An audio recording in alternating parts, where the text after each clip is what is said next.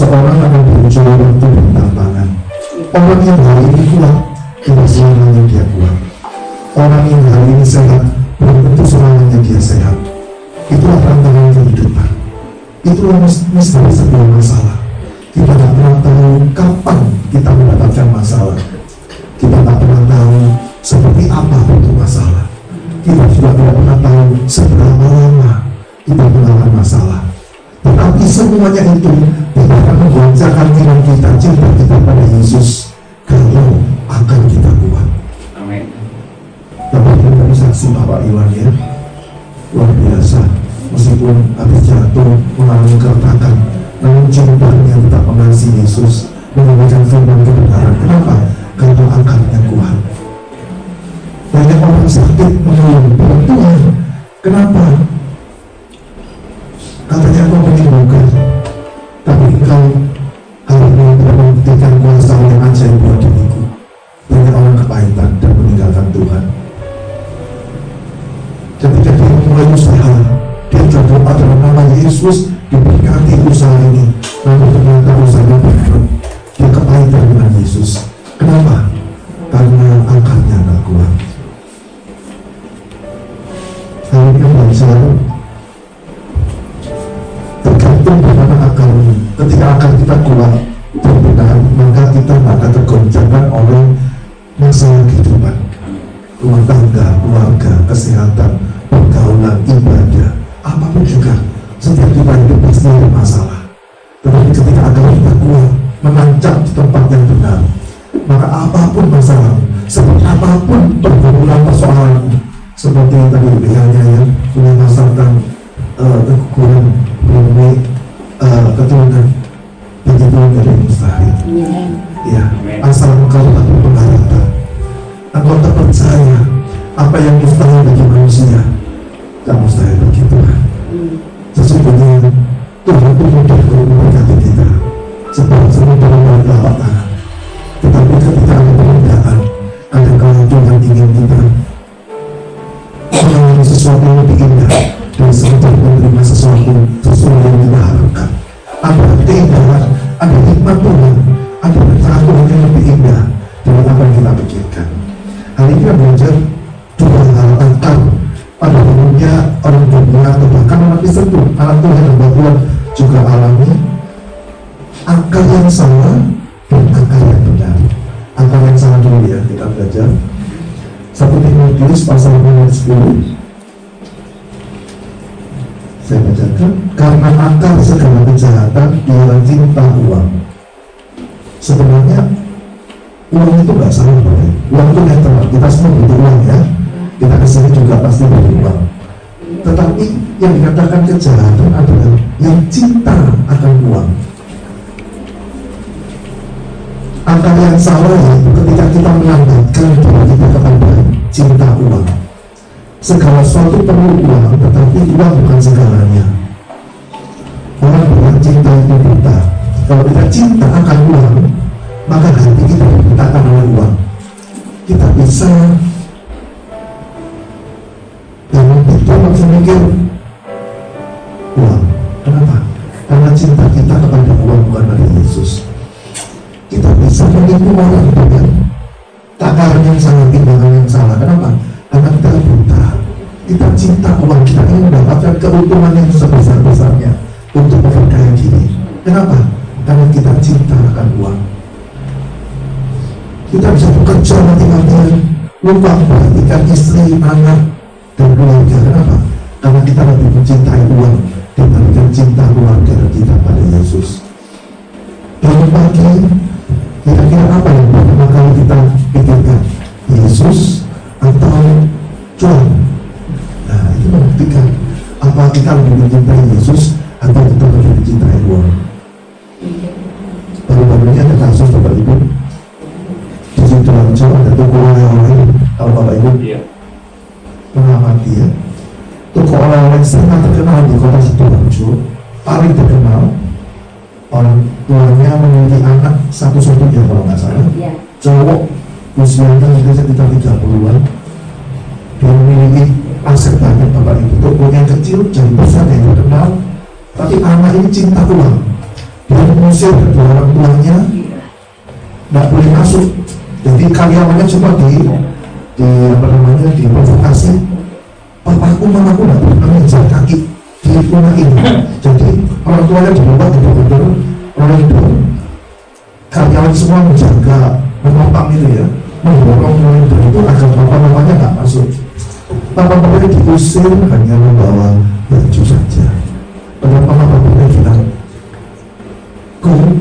papa ini sudah tua, semua rumah aset atas namanya kamu. Kok kamu menolak gitu ya, seperti besarkan. Kenapa? Karena anaknya cinta uang, sampai orang tua sendiri pun diusir. Kenapa? Karena cinta uang membutakan nuraninya, membutakan imannya untuk takut kepada Tuhan. Yang baru juga ada kisah seorang pria yang akan menikah bulan depan, sudah menyebarkan undangan, tapi ternyata uang untuk sewa elektron dan makan itu kurang. Akhirnya dia mengajak teman bendaharanya di kantor itu untuk ke hotel. Ya, mungkin hasilnya ini senang sama pria ini ya, dimanfaatkan, kemudian di hotel dan kasir itu uangnya perusahaan semua dimasukkan koper, harapan bahwa dari uang itu dia bisa menjual pernikahan dengan calon istrinya. Ternyata perusahaan beberapa hari ketahuan ketangkap Bapak Ibu. Kenapa? Karena cinta uang membutakan iman dan nuraninya untuk takut kepada Tuhan. Ciri-ciri orang yang cinta uang itu hidupnya susah kalau nggak pegang uang.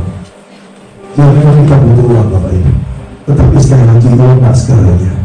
Ketika Bapak Ibu tak punya uang, berdoalah, maka Tuhan sanggup memberkati Bapak Ibu.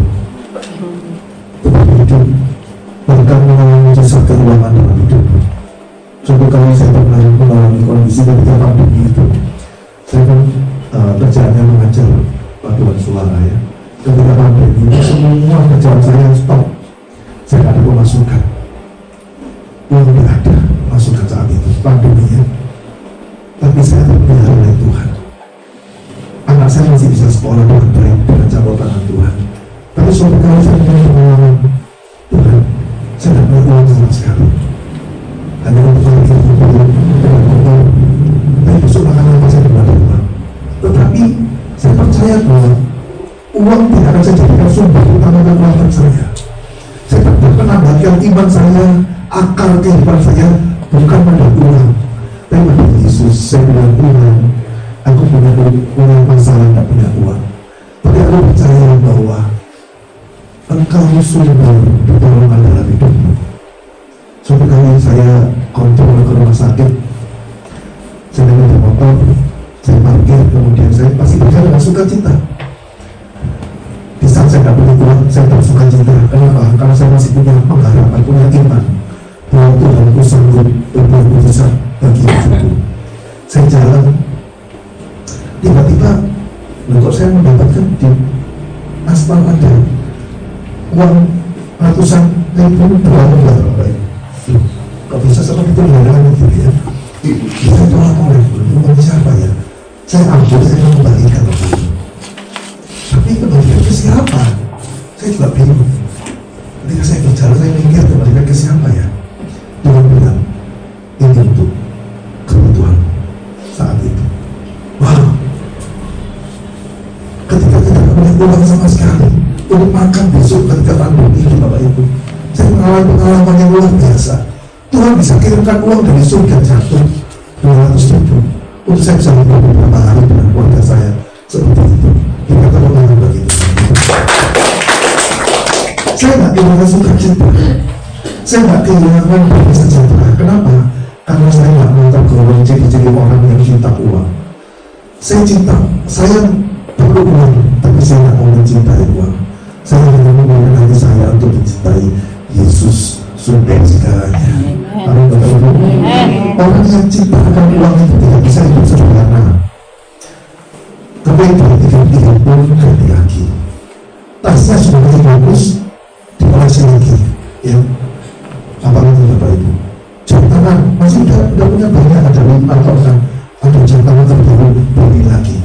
Itu ciri-ciri orang yang cinta akan uang. Uang itu rasanya masih ada di dompet, kepengen cepat dihabiskan. Kenapa? Dia tidak bisa mengendalikan diri. Uang menjadi uang dalam hidupnya, bukan firman Tuhan, bukan kebenaran Tuhan. Nah, ini ciri-cirinya orang yang berkuasai cinta akan uang. Kalau kita meneliti model handphone, model jam tangan, model baju, fashion, tas, itu tidak ada habisnya. Setiap bulan ganti. Itu Tuhan katakan, jika seorang mencintai dunia ini, maka kasih akan Bapa akan meninggalkan dia. Kenapa? Karena dia terpisah oleh sistem dunia ini, hedonisme. Hari ini kita bisa, apakah kita cinta uang atau cinta Yesus? Mungkin hari doa itu katakan aku tidak punya uang, tapi jangan sampai ketika engkau tidak punya uang itu memasukkan cinta dalam hidup. Engkau merasa tidak ada damai sejahtera di rumah tangga, engkau mulai marah-marah dengan anak istrimu yang bukan menjadi kesalahannya. Kenapa? Karena kita dikuasai oleh uang, bukan pada Yesus. Ketika kerusuhan 98 Bapak Ibu, ada seorang kaya yang depresi, akhirnya dia menurun di sebuah kamar, ada kerusuhan, penjarahan, uang dinas semuanya. Dia di kamarnya itu dibuatkan teralis besi, dinas. Dia minta tolong anaknya untuk melas itu semua. Jadi dengan zat besi yang sangat tebal, hanya disisakan ukuran 30 cm kali 20 untuk mengirim makanan. Orang ini depresi, stres karena kekayaan yang habis dengan tiba-tiba. Dia hidup di sebuah kamar sehingga orang tidak bisa masuk, dikunci, dan dia membuat kasur ya, stempel itu yang sangat tebal, dibongkar semua, bentengnya dikeluarkan semua, uangnya diambil dari bank, ditaruh di dalam kasur dan dijahit. Dia tidur di atas uang. Kenapa? Karena dia merasa bahwa uang segala-galanya. Akhirnya dia depresi, jadi gila karena dia cinta akan uang. Kalau hari ini Bapak Ibu punya berhubungan dengan uang, itu tidak salah. Engkau minta sama Tuhan, Tuhan, aku perlu uang, berkati aku Tuhan. Tapi jangan sampai hanya karena uang engkau mulai meninggalkan persekutuanmu dengan Tuhan. Jangan sampai hanya karena engkau membutuhkan uang, engkau mulai curiga dengan Tuhan dan kau berkata, Tuhan, mana janjimu? Tuhan, janjimu itu ternyata hanya omong kosong belaka. Kita mulai kepahitan dengan Tuhan dan lama-kelamaan kita menjauh dari kasih karunia-Nya. Itu ciri-ciri orang yang cinta akan uang. Angkanya salah, ya. Sekarang kita belajar orang yang angkanya yang benar itu bagaimana. Yeremia 17 ayat 7-8. Berkatilah orang yang mengandalkan Tuhan, yang menaruh harapannya pada Tuhan. Ia akan seperti pohon yang ditanam di tepi air dan yang tidak mengalami datangnya panas terik, yang daunnya tetap hijau, yang tidak khawatir dalam tahun kering, dan yang tidak berhenti menghasilkan buah. Akal yang benar itu bukan terhubung pada uang, tetapi pada air kehidupan. Saya di rumah ada koleksi bonsai Bapak Ibu. Itu setiap hari saya harus sirami. Kalau 2 hari saya nggak sirami, daunnya kering, lama-lama mati batangnya. Kenapa? Karena akar itu selalu terhubung dengan air supaya daunnya itu hijau. Aktivitas kita banyak tidak menjamin akarmu kuat. Tapi kalau kita balik, kalau akarmu kuat, maka aktivitasmu bisa banyak, tapi itu nggak hilang dari sejahtera dan sukacita. Kenapa?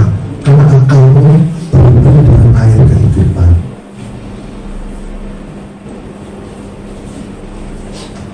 Akar yang salah biasanya kalau ada masalah langsung pikirannya, uang kita berapa ya? Kalau ada masalah, BPKB kita masih ada nggak ya? Ada masalah, aku pinjam siapa ya? Nah ini akar yang salah, responnya salah. Jadi ketika ada masalah, seharusnya otomatis seperti Yosafat, takut kemudian mencari Tuhan. Itu akal yang benar. Suatu kali ada seorang bapak-bapak penjual bakpao gitu ya. Mungkin sebagian sudah tahu cerita ini. Dia jual bakpao sudah puluhan tahun, naik sepeda keliling kampung, pulang kampung, keliling kampung, pulang kampung. Bakpao-nya enak sekali. Isinya ada kacang hijau, ada ayam, ada strawberry, ada apa namanya? Coklat. Oh coklat, itu suka ya. Kalau coklat ya. Jadi ada daging. Bakpao-nya macam-macam isinya, enak sekali. Suatu kali bapak ini dia buat sendiri, ada bulaan. Dia buat sendiri, dia mulai dia bungkus sendiri. Kemudian dia menyeberangi sebuah perempatan yang cukup ramai aktivitasnya. Tiba-tiba ada seorang mak-mak naik sepeda motor. Reling kanan bawahnya kiri. Nah itu mak seperti itu. Mak ini nyerobot, nabrak penjual bakpao ini. Kerupiah, bakpao-nya tercecer di mana-mana. Sampai kedengaran sampai jauh. Karena keras sekali bak ini nabrak mak. Orang-orang pada menguringin, bapak ini sakit-sakitan ya, sakit. Ketabrak ya, sepedanya melihat, dagangannya tercecer semua. Orang-orang mau bilang, loh, ada apa ini? Ada apa? Bapaknya itu dengan kesakitan dia bilang, ada kacang hijau, ada strawberry, ada ayam, ada coklat. Padahal bapak ini tuh orang-orang tuh mau ngomong dia ada apa itu sampai kamu jatuh. Tapi bapak penjual bakpao ini karena otomatis setiap hari dia buat bakpao, dia berjualan dari pagi sampai sore. Otomatis ketika orang bilang ada apa, ada kacang hijau, ada ayam, ada, karena otomatis dia bergaul setiap hari untuk adonan, tidak ada hari dilewatkan tanpa mengukus bakpao. Itulah akal yang benar. Ketika Bapak Ibu bergaul dengan Tuhan setiap hari, bangun pagi, mengerjakan hati membuat Tuhan, engkau menyembah Tuhan. Ku cari wajahmu, berhati, temukan kasih-Mu, Kau kuat.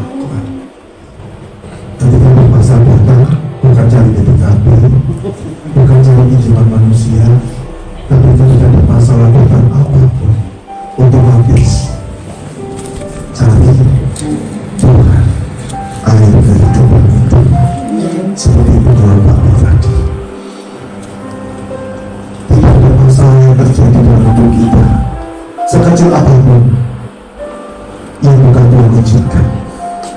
Karena Tuhan berdaulat, masalah jangan dihindari.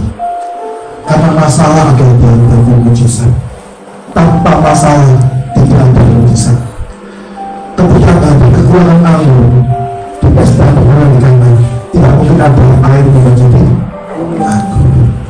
Ketika tidak ada ancaman oleh Firaun, tidak mungkin bangsa Israel mengalami pengalaman rohani, mengalami laut yang kering. Ketika tidak ada ancaman untuk menyembah patung Nebukadnezar, tidak mungkin Nebukadnezar dan Abednego bisa mengalami di dalam api tapi tidak harus terbakar. Kalau hari ini kau punya masalah, tunjukkan supaya engkau memiliki akal yang benar untuk mencari Tuhan sebagai sumber air kehidupan. Air itu adalah memuaskan. Orang bisa tahan lapar, tapi orang sulit tahan haus, gitu ya. Orang lapar bisa ditahan, tapi kalau udah haus, sampai orang minum air susu itu diminum. Kenapa? Karena nggak bisa tahan. Air itu menyegarkan. Kalau kita panas-panas gitu ya, minum air rasanya es, apalagi kalau air es, kalau es degan juga ya, jadi ya sini ya. Degan gitu ya, senang sekali, memuaskan. Kenapa? Karena air itu memuaskan. Tuhan adalah air kehidupan. Adakah hari ini engkau bertobat? Adakah hari ini engkau mengalami kerusuhan? Adakah hari ini engkau mengalami ketakutan? Pertama, kepada Allah kehidupan itu. Dia akan memuaskan jiwa yang kering. Dia akan memuaskan hati yang tandus, yang lemah dikeluarkan, yang susah dihidupkan. Kenapa? Karena air itu memuaskan hidup kita. Tuhanlah air kehidupan. Jangan datang kepada manusia, datang kepada Yesus. Air itu membersihkan. Bapak itu ada di sini 5 hari makanya. Jangan ya, 1 hari kan dicontoh kali Bapak ini. Karena kenapa? Membersihkan, ya, supaya tidak kotor. Ya, air itu membersihkan hidup kita. Apapun kejahatan yang melakukan, apapun pelanggaran dan dosa yang kau berbuat, ketika kau datang kepada air kehidupan, maka dosamu semerah kirmisin akan diberikan sebagai salju. Amin. Tidak ada dosa yang tidak bisa diampuni oleh Tuhan. Jangan kau berkata, Tuhan, aku brengsek, aku orang yang keluar Tuhan.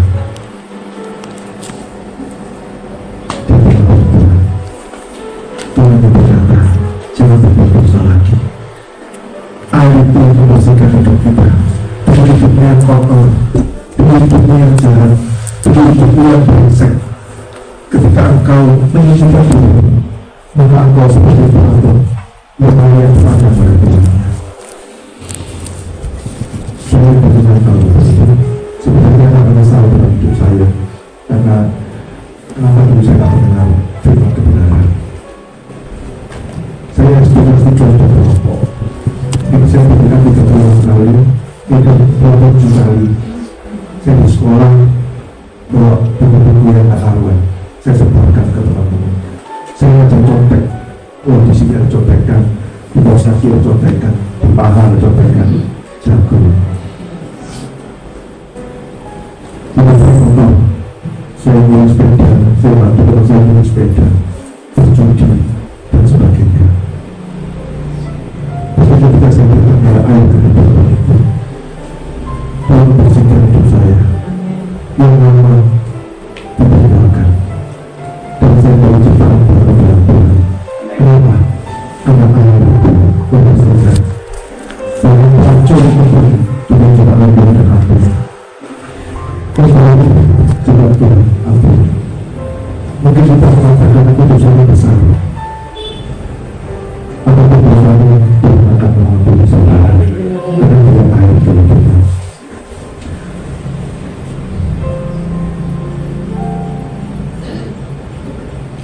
Saudara ini merupakan saya Tuhan sebagai sumber air kehidupanmu. Kita sudah tahu apa masalah yang akan kita alami. Bisa saja besok atau hari ini, sebentar lagi atau 2 minggu lagi, kita mengalami apapun masalah yang kita akan tahu. Tapi ketika angka kita berjalan, maka percayalah bahwa Tuhan tak pernah meninggalkan kita. Yang penting Bapak Ibu, ketika engkau mengalami masalah, yang terpenting bukan masalahmu.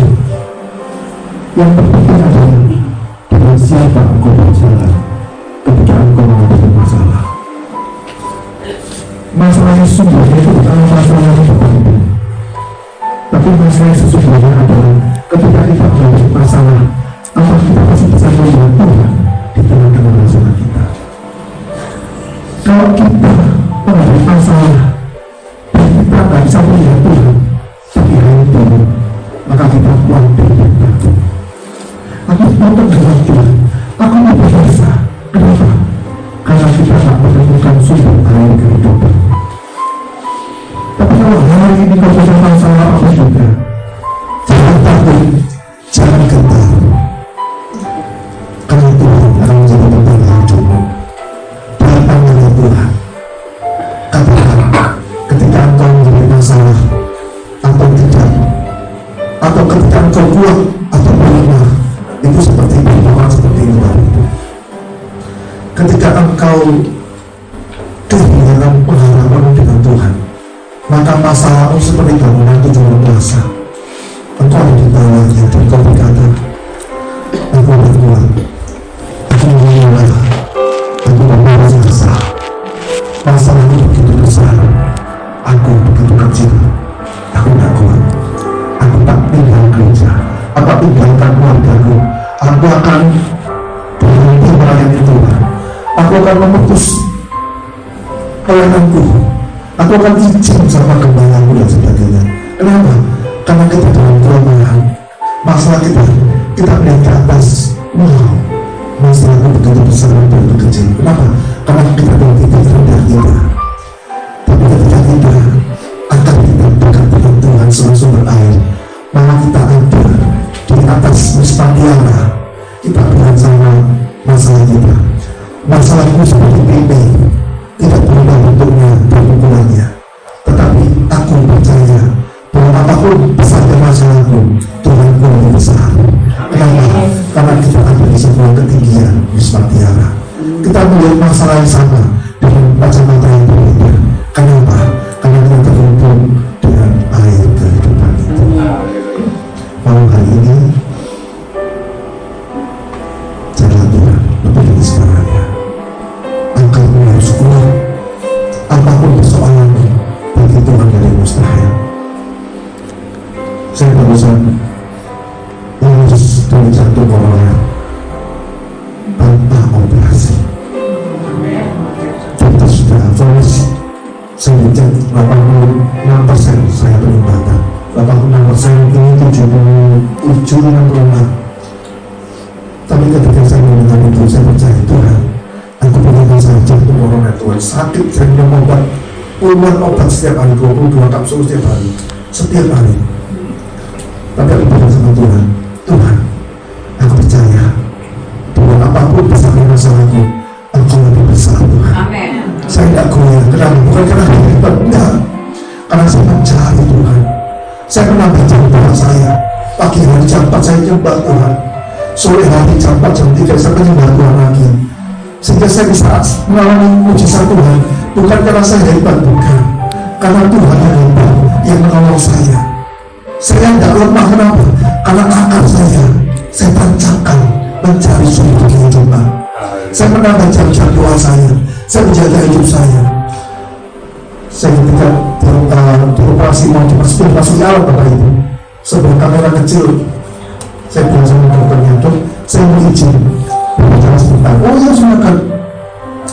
Dan saya sudah divonis 86% peningkatan berat. Tapi ketika saya menunggu rujukan untuk pindah ke Siloam dari RKZ, saya minum ramuan herbal Cina, dok. Dan sejak itu saya ada keluar yang saya rasakan seperti sebelumnya. Oh oke, coba saya cek. Dicek lama Bapak Ibu. Orang-orang sudah selesai, saya masih lama dicek lagi. Dokternya bilang di istri saya, coba masuk, lihat di monitor. Ternyata semua hasilnya normal. Bapak Ibu bayangkan saya dengan Tuhan. Waktu itu ya, saya usia 50 sekian. Tapi sama Pak Iwan waktu itu saya kalah dari saya. Kenapa? Karena jantung saya nafasnya gampang capek, gampang lelah. Kenapa? Nafasnya sedikit sumbat.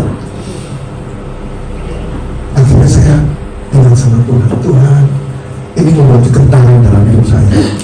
Tapi bersyukur anugerah Tuhan, ketika akal iman saya mencap pada air kehidupan, maka saya dikuatkan. Saudara hari ini, apapun masalahmu, bagi Tuhan tidak ada yang mustahil. Tuhan sanggup menolong, Tuhan sanggup menyembuhkan, Tuhan sanggup memberkati para ibu sekalian. Biarlah firman Tuhan hari ini menguatkan sampai kita. Tuhan Yesus itu sayang dengan Bapak Ibu. Dia ingin agar kita menang dalam pertempuran iman ini. Masalah jangan kau hindari, jangan kau menyerah karena masalah, karena tanpa masalah tidak ada mujizat. Respon yang benar ketika untuk mulai masalah adalah datang pada Yesus, bukan mengeluh, bukan bersungut-sungut, tapi mencari air kehidupan. Saya ingin kita berdiri, kita ingin menjadi pujian. Sekali Yesus, selamatnya Yesus. Amin.